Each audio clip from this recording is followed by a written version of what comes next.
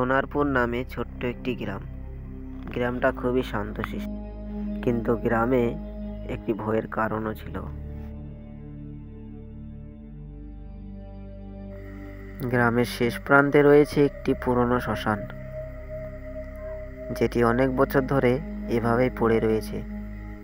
এখানে আর কেউ কোনো কাজ করতে আসে না, লাশ পোড়াতে আসে না। কেন জানি না, অনেক বছর ধরে এভাবেই ফাঁকা পড়ে রয়েছে শ্মশানটি।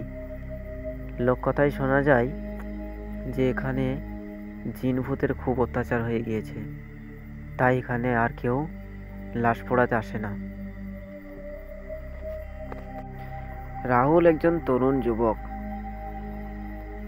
সে রোজ একটি রাস্তা দিয়ে কাজ করতে যায়, আবার ওই রাস্তাটা দিয়েই বাড়ি ফিরে আসে। সে রোজ 7টার দিকে যায় আর বাড়ি আসে প্রায় 8:30টার দিকে কাজ শেষ করার পর।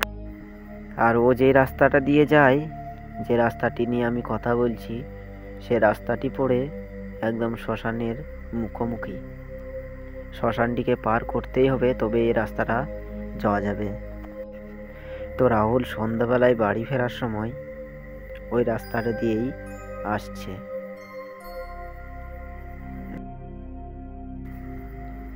আরে যা, কালকে একটু রাত হয়ে যাবে আসতে। মালিক বলে দিল একটু দেরি হবে কাজগুলো সব শেষ করতে। তো এই রাস্তাটা তো ভালো নয়। কি করব, গরিব মানুষ। যদি কাজগুলো না করে আসি, তাহলে যদি চাকরি থেকে বার করে দেয়, তখন আমার কি হবে? একটাই কাজ, যাই হোক করে দেব। রাত 10:30 মতন বাজবে। যাই তো এখন বাড়ি। সে হঠাৎ করে শ্মশানের দিকে তাকালো। আরে, এটাই তো সেই পুরনো শ্মশানটা, তাই না? প্রতিদিন এদিকে যাওয়া আসা করি, তবু এটাকে খেয়াল করা হয় না। রাহুল দেখলো ভিতরে একটা সাদা কাপড় পরা পুরুষ বা মহিলা শ্মশানের মাঝখানে দাঁড়িয়ে রয়েছে। সেদিকে দেখলো, দেখে খানিকক্ষণ দাঁড়িয়ে রইল, তারপর ভয়ে ওখান থেকে চলে এলো।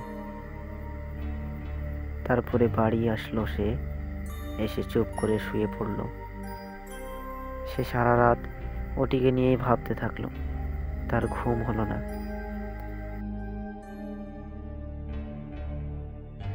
তারপর সকালে উঠে এসব নিজের মনের ভুল ভেবে আবার চলে গেল কাজে। হাঁটতে লাগলো রাস্তাটার দিকে। সে আবারও শ্মশানটিকে দেখলো, কিন্তু এইবার সে অতটা গুরুত্ব দিল না। সে সোজা হেঁটে চলে গেল।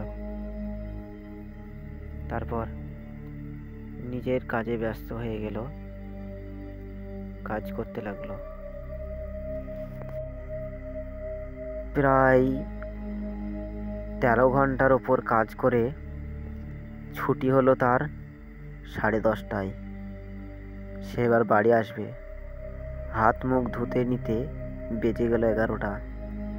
সে তাড়াতাড়ি হাঁটতে লাগলো বাড়ির দিকে। সে হাঁটছে তার নিজ রাস্তায়, নিজ মনে। সে আজকে খুবই ক্লান্ত। সারাদিন আজকে তার খুব খাটনি হয়েছে, তাই তার মনে আজকে একটাই ভাবনা, তাড়াতাড়ি বাড়ি গিয়ে খেয়ে দিয়ে শুয়ে পড়ব। তার সঙ্গে যে কালকে কি ঘটেছে সেটা সে ভুলেই গিয়েছে। সে হাঁটছে, হাঁটতে হাঁটতে সে পৌঁছে গেল শ্মশানটির কাছে। তার নিজের মনে সে তাকায়নি শ্মশানটির দিকে, তার চোখ নিজে নিজেই ওদিকে চলে গেল। সে কিছু দেখতে পেল না, কিন্তু তার পা যেন আপনি ওদিকে টানছে। সে আস্তে আস্তে শ্মশানের ভিতরে চলে গেল। সে নিজের জ্ঞানে নেই, সে নিজেও জানে না সে কি করছে। আরে, আমি হঠাৎ করে শ্মশানের ভিতরে কখন এলাম? আমি তো রাস্তায় হাঁটছিলাম। কি যে হচ্ছে! এ কথা বলতে বলতে সে পেছন ফিরে বাড়ির দিকে যেতে যাবে, আর হঠাৎ কালকে যেই সাদা কাপড় পরা লোকটি এখানে ছিল, সেই লোকটি আবারও সেখানে চলে এসেছে।